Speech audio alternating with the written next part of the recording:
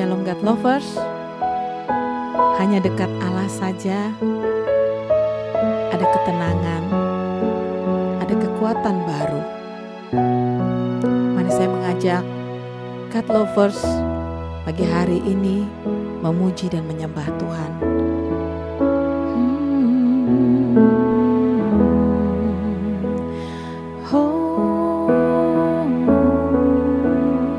Hanya dekat Allahku,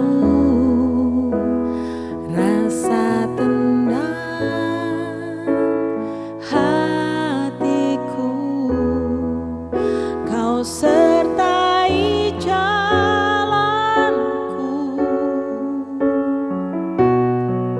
sepanjang hidupku.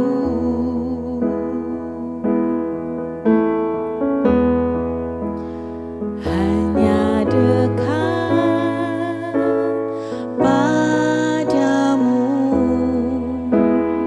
ada kekuatan baru. Kaulah perlindunganku, keselamatanku.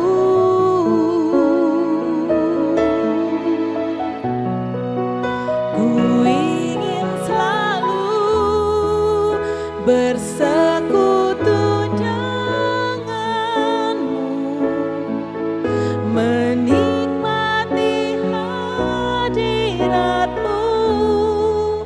Biarkan rohmu tinggal dalam hidupku. Sungguh indah bersamamu. Ku ingin selalu bersekutu denganmu, menikmati hadiratmu. Biarkan rohmu tinggal dalam hidupku.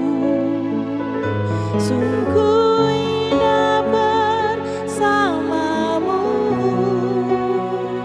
selamanya.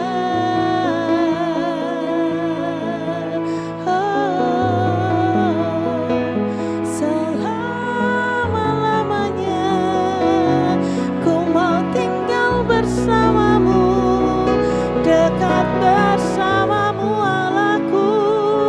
Ada kekuatan baru, oh Tuhan.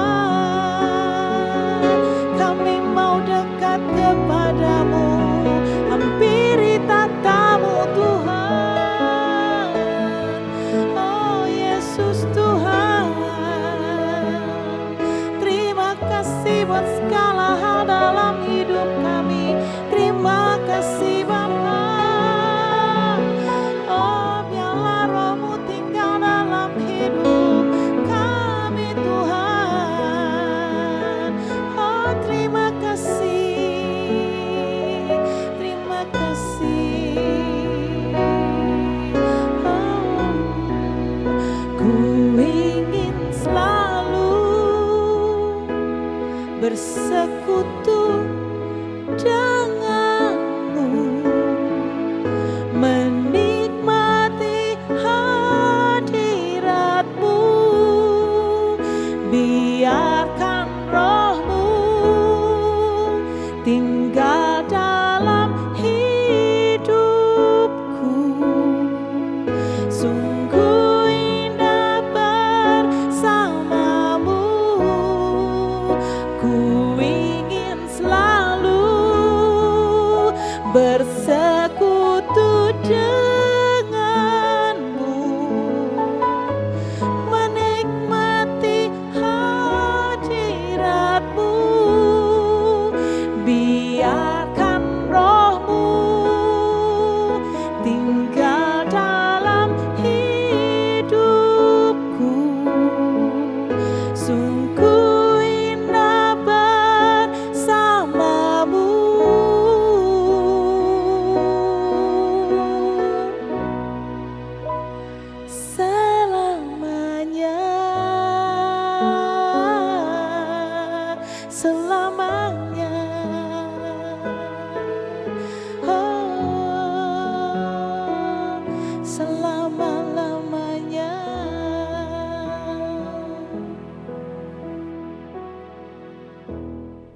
Shalom God's Lovers, apa kabar saudara sekalian?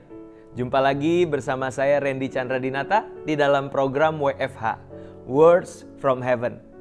Dan kita masih di tema yang sama saudara, kita membahas tentang walking with the Holy Spirit.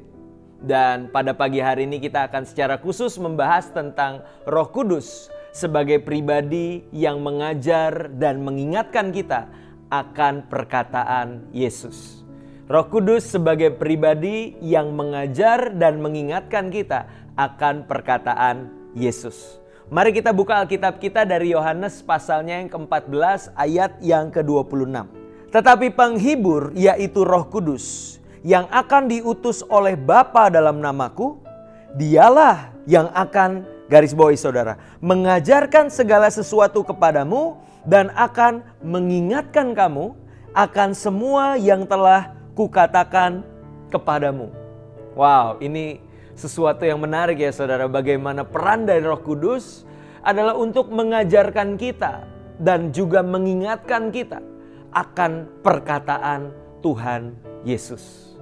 Nah, sehingga ketika saudara dan saya membaca Alkitab ya di dalam saat teduh kita, mungkin waktu kita menggumuli firman Tuhan, dan mungkin ada hal-hal yang kita belum mengerti saudara. Apa yang kita lakukan? Jangan buru-buru tanya pendeta kita. Jangan buru-buru searching di Google. Jangan buru-buru buka buku-buku komentari ya, atau buku-buku rohani. Tapi mulailah datang kepada pribadi Roh Kudus. Karena di situ dikatakan dialah yang akan mengajarkan kepada kita, saudara. Ya, doa dulu sama Roh Kudus, berikan aku pengertian, berikan aku pencerahan. Dan setelah itu kita mau gali lebih lanjut, kita mau explore lebih lanjut. Tentunya itu hal yang baik saudara. Namun jangan cepat-cepat bergantung kepada manusia, kepada orang lain. Tapi mulailah dengan mencari jawaban, mencari pengertian dari Roh Kudus. Amin saudara.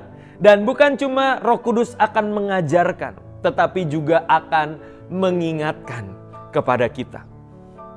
Nah, tapi yang jadi pertanyaan saudara bagi setiap kita adalah, apa yang Roh Kudus mau ingatkan kalau kita pertama-tama tidak membaca dan merenungkan, saudara? Benar ya, apa yang Roh Kudus mau ingatkan kalau kita pertama-tama tidak membaca dan merenungkan? Ya, saya dulu zaman sekolah, zaman kuliah ada satu statement yang nyeleneh saudara ya. Tapi boleh dibilang menyesatkan juga sih. Statement ini bilang gini, banyak belajar, banyak lupa. Sedikit belajar, sedikit lupa. Gak pernah belajar, gak pernah lupa. Makanya gak usah belajar. Waduh, itu statement yang ngaco ya saudara ya.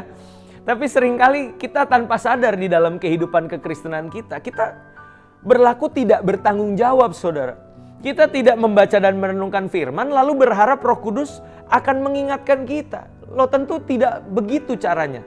Ya, anggapnya seorang anak sekolah ya di zaman ujian, H-3, H-1 nggak belajar sama sekali, main game kerjaannya, sampai hari H baru panik.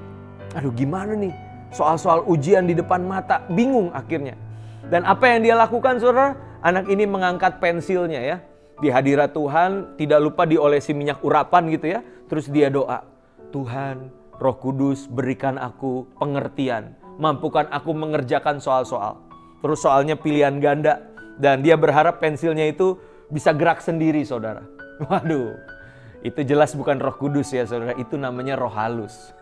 Kerja Roh Kudus tidak seperti itu tentunya saudara. Kita perlu untuk membaca dan merenungkan firman Tuhan di dalam kehidupan kita. Dan terkadang memang kita bisa lupa akan apa yang telah kita baca. Tapi saya percaya di momen itulah ketika di dalam peristiwa kehidupan, Roh Kudus akan mengingatkan kita akan apa yang Yesus katakan. Dan itu menjadi kekuatan, menjadi pengharapan untuk kita bisa melangkah saudara. Maka firman Tuhan dan Roh Kudus itu adalah sesuatu yang tidak bisa dipisahkan. Mereka berkolaborasi untuk mengerjakan iman di hati kita. Dan saya percaya saudara, terkadang waktu kita membaca Alkitab, mungkin kita belum memahami apa arti firman tersebut. Saya percaya firman itu dibagi menjadi dua saudara. Yang pertama adalah, kalau bahasa Yunaninya adalah logos. Yang kedua adalah rema. Nah saudara, waktu kita membaca firman Tuhan, di situ kita sedang mengumpulkan logos demi logos. Perbendaharaan firman itu sedang kita kumpulkan. Dan inilah peran Roh Kudus saudara, bagaimana ketika Roh Kudus itu bisa menerjemahkan logos menjadi rema saudara.